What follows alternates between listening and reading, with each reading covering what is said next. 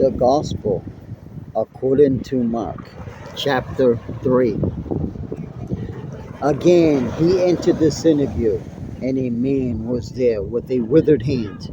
And they watched Jesus to see whether he would heal him on the Sabbath, so that they might accuse him. And he said to the man with the withered hand, "Come here." And he said to them, "Is it lawful on the Sabbath to do good or to do harm, to save life or to kill?"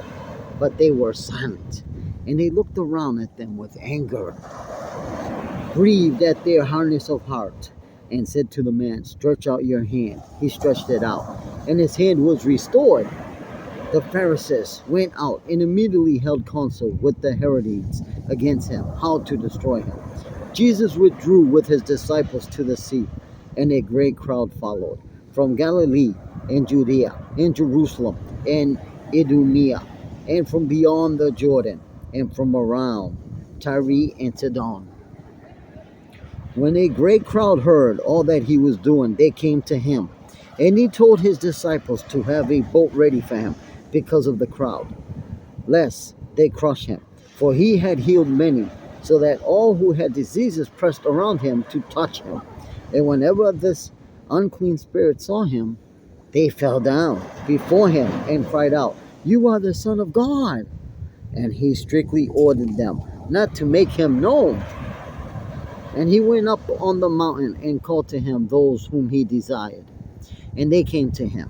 And he appointed 12, whom he also named apostles, so that they might be with him, and he might send them out to preach and have authority to cast out demons. He appointed the 12, Simon, to whom he gave the name Peter, James the son of Zebedee, and John the brother of James, to whom he gave the name Boanerges, and that is sons of thunder, Andrew and Philip, and the Bartholomew, and Matthew, and Thomas, and James the son of Alphaeus, and Thaddeus, and Simon the Zealot, and Judas Iscariot, who betrayed him.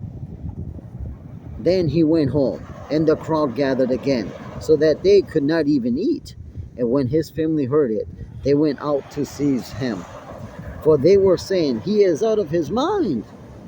And the scribes who came down from Jerusalem were saying, "He is possessed by Beelzebul, and by the prince of the demons he casts out the demons." And he called them to him and said to them in parables, "How can Satan cast out Satan? If a kingdom is divided against itself, the kingdom cannot stand. And if a house is divided against itself, that house will not be able to stand. And if Satan has risen up against himself and is divided, he cannot stand, but is coming to an end. But no one can enter a strong man's house and plunder his goods, unless he first binds the strong man. Then indeed he may plunder his house. Truly I say to you, all sins will be forgiven the children of man, and whatever blasphemies they utter. But whoever blasphemies against the Holy Spirit never have forgiveness, but is guilty of an eternal sin. For they were saying, "He has an unclean spirit." And his mother and his brothers came, and standing outside, they went to him and called him. And a crowd was sitting around him, and they said to him, "Your mother and your brothers are outside seeking you." And he answered them, "Who are my mother and my brothers?" And looking about at those who sat around him, he said, "Here are my mother and my brothers. Whoever does the will of God is my brothers and sisters and mother."